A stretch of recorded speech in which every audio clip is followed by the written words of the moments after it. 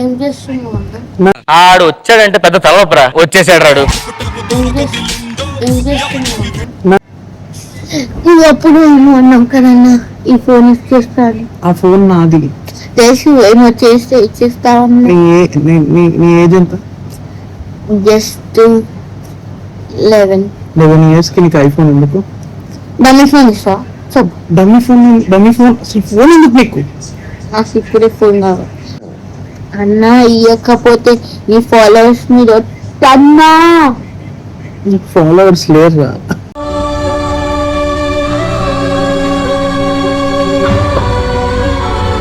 వచ్చి ఒకవేళ ఫాలోవర్స్ వస్తే ఏంది?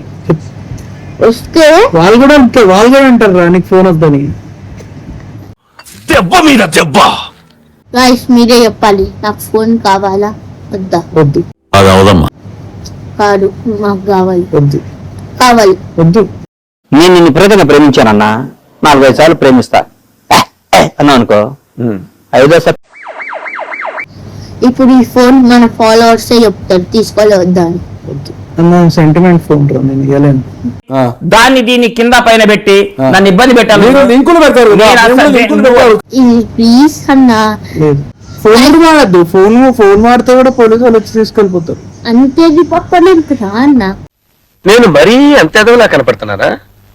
ఓ మాదిరిగా కూడా కనపడలేదా? కాదు. हंसदे चेहरे का मतलब ही नहीं होता कि उन्होंने कोई तकलीफ नहीं होती। उसका मतलब ये होता कि మై గైస్ ఇలా ఇంతటితో